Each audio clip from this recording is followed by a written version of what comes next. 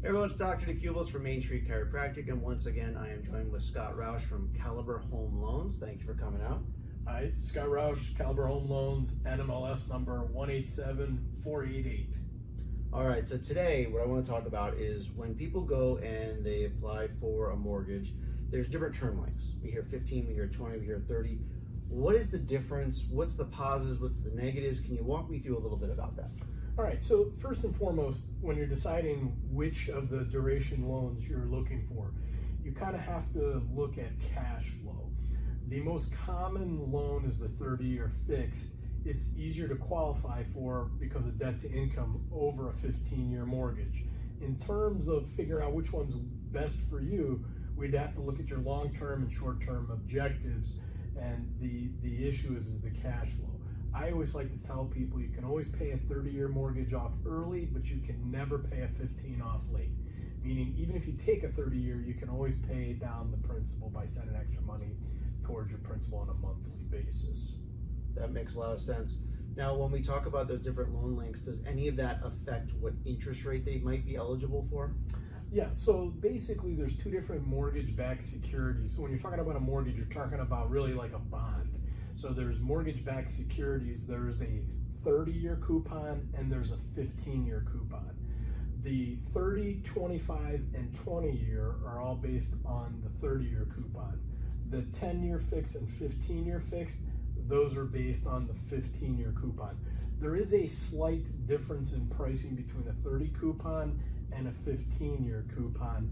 However, that changes on a daily basis. Remember, it's an actively traded security, much like a stock or a bond. Sometimes they're flat, sometimes there's a big spread between the two. But again, when you're deciding, you really have to look at what your cash flow is. I've had a lot of people that at the late 90s, the financial advisors and CPAs advised them to take 15 years, only to have them call me back a few years later saying, hey, I don't care what the interest rates are doing, get me out of the 15, get me into the 30. It's all about cash flow. So it depends on your lifestyle and what your long-term objectives are.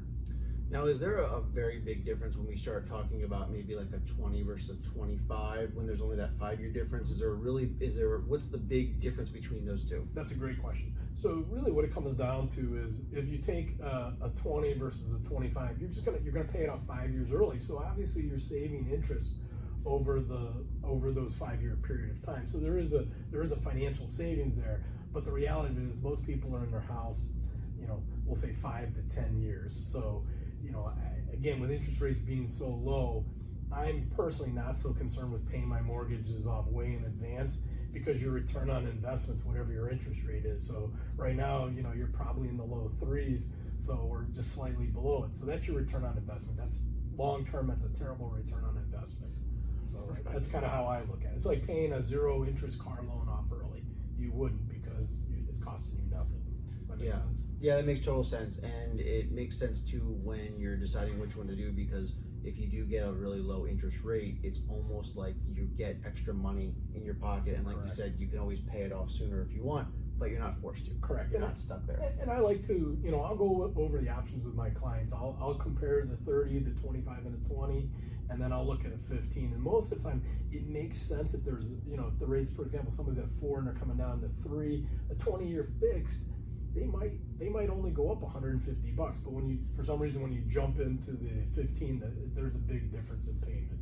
So, but I'll run through those numbers and happily with clients, and I think most of them, I have customers that do the 15, but most of them opt for the 20, or heck, they even go back to the 30 and have that extra money to invest.